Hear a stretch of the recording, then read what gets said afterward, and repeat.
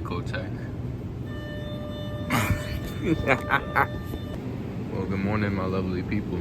Today we're working on a 2009, I believe. I'll check in a minute. Chevy Cruze. This is a shop car. This is a car that don't really be on the road like that. There's no... See, it looks nice on the inside. That's all I can really say. You got something to talk about. You got some explaining to do. Because why did he take so many? I need that. Nope, it was 2012. My bad. Today, we're working on the oil change. So, let's real quick talk about what you need to do in an oil change. So, what would you need to do? First of all, you would need oil pan. You would need a socket. You would need a socket or a wrench with a ratchet. You will need a funnel. You will need oil, of course. And on top of all that, you need a rag. Things could get a little messy. So, let's go over here. Show y'all what I'm doing. What I got today. Say something to them. No, Stack will be back soon, chat. Don't worry. He's hemmed up right now. Yeah, today we're working on an oil change. I would have been there, you know. See, I got 15 minutes. He got no time. So I'm gonna do an oil change for y'all. I'm locked up. They won't let me. They won't let me out. I got locked up. Don't let me out. Oh. Alright. You leaving like now? Yes, right now. Then leave now. Bro, safety, man. Bye, fam. Bye. Y'all see him soon, man. Okay, underneath the car. Whenever you're working in the shop, doesn't matter what type of things you're working at or working on, you need to wear proper protection. Over here we got the fancy funnels. This is a size 10. Not all cars are gonna have a size 10. They're all gonna have specific sizes. So whenever you do an oil change, go ahead and test fit sockets on here and make note of what socket goes for what car. So what we're gonna do is we're gonna prop this up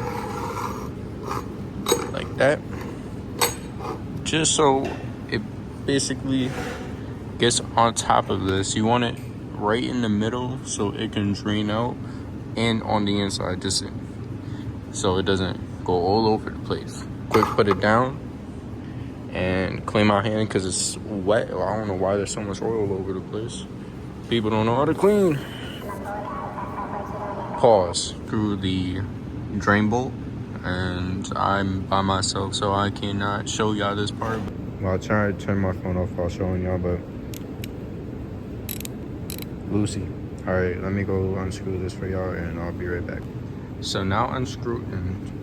I'm gonna put this up all the way. Move it in the middle. And let me 0.5 for y'all. You just want to untighten it, and you want to unscrew by hand. It's way less work to do, and plus I'll show y'all in a minute why you want to, do that. See how oil started to come out? What's it? Like that. My hand a little wet. But you basically want to do that. So all you have to do now is wait for it to drain all the way into the container. And then I'll show y'all the couple steps after. Okay, I want y'all to make note. All drain plugs will have a washer. The washer is used to squish. Let me show you. To squish this part and the screw together. Without the washer, or without O-ring, which is this black piece right here, the oil could seep through and start draining out. Okay, seeping through and causing a leak. So always, and I mean always, check on your O-ring. In this case, this O-ring looks pretty pleasant, looks pretty nice, pretty neat. So check your O-rings, check your washers, replace your washers as many times as you can. Replace your washers. You don't have to do it every time, but it's recommended. Okay, so once it starts draining to this point, and you see that you got almost all your oil down there, you want to screw up. You're tightening straight, and you're not at an angle. What you want to do, clean all this off. Clean all this, make sure it's dry, or dry enough. You don't want oil all over the place. You want to grab this. Boom. Oh, y'all didn't even see that. But then you want to bring it over here, away, and make sure this is clean. Put it to the tightening mode. And you want to screw this snug. Don't over screw this. Screw it snug, don't over screw it. Since it's screwed on and it's snug, not forced, it's just snug on there. You will know if it's snug because it will stop. Don't over tighten it. This is the part that is going to make you mad. You want to bring this, bring it with each other, and you want to find, let me see if it's over here.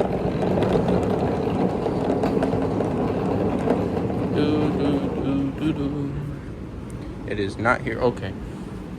You want to grab one of these little pieces of fabric, because these will, the importance of this is very important. You don't want your shop looking dirty. You don't want oil all over the place. So whenever you drain something, or when you ever, transfer things, you want to transfer from here to there without spilling. And if you spill, this will catch it. So what you want to do next is you want to unscrew in. And let me tell you something. If you have an oil pan, which is probably looking like this oil pan right here. If you have an oil pan like this and you just drained all the oil, you probably did it on the grounds. If not, you probably jacked up the car and you didn't put it on the lift. So when you do this, grab on the side handles. See how there's handles here, and you want to use your old oil, the old oil container, well, the new oil container that it came in, and you want to dump all this oil into there and discard of it safely. AutoZone takes care of that. The dump takes care of that. Any place that takes oil will take care of it. So let's move on to this part right here. Holy, I think fighting bears is harder than doing this. You want vacuum. So whenever you do something, like add something, take away something, you want a vacuum. So this cap is off, half funnel is off. So this will send air inside when I pour this out, and it'll just make it faster. You want to bring it over here. You want to dump it in. Again, I have nobody to help me record, so I'm gonna just do this, and I'm gonna go back. Basically, you're just pouring this into there, and once it's done, you're good. You might also, let me make something clear. You might be asking me, Jay, what the heck are you doing, man? You taking the same oil that you just took out, you're gonna put it back in the engine? Yes, this oil is brand new. Pretty new, okay? It's pretty new. So we don't really move the car. We turn it on. This car stays there, so it does not need to, have an oil change all the time. What? It does not need an oil change at several thousand miles, because this is 0 miles. It's not moving. That's what I'm trying to say. Oh, okay.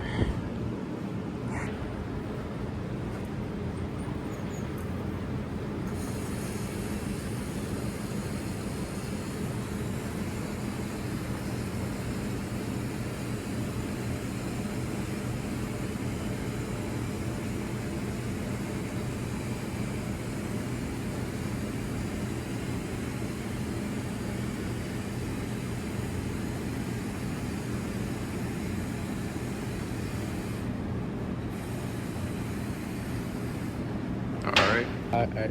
And next step of the process, why you gotta be so loud? Next step of the process is putting the oil back into the engine. And we have this doohickey called I don't know what it's really called. But basically it's a funnel with this long extension pause. You put this part into the actual engine from the top cap, and take this part, the screw, the lid.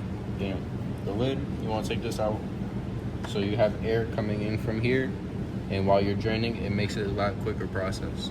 So put the cap on, bring it over here. You can pull in if you want. You want to take the cap off. The only reason why you want to keep the cap on is if you move just a tiny bit, like say if I do that, all the oil is going to drop everywhere. Don't be a Carmelo.